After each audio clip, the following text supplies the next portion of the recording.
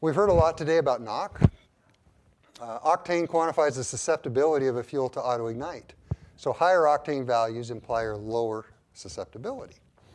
Knock refers to the sound that results from spontaneous ignition of the air-fuel mixture ahead of the normal propagating flame and the subsequent cylinder pressure oscillations. So you have a spark plug that's located somewhere over here. Then you have this flame front that progresses across the combustion chamber. When you have knock, you start to have combustion ahead of this flame front. What that does is it produces a lot of flame area. Combustion happens very fast. If you look at cylinder pressure as a function of crank angle, all of a sudden when knock happens, you get these huge oscillations in cylinder pressure because you've had this very rapid release of energy. That's why it's called knock, is because you can hear these waves rattling around.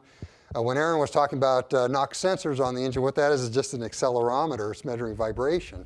So when you have these pressure oscillations in the chamber, that's causing a vibration of the engine structure, which is what you sense when you have a knock sensor.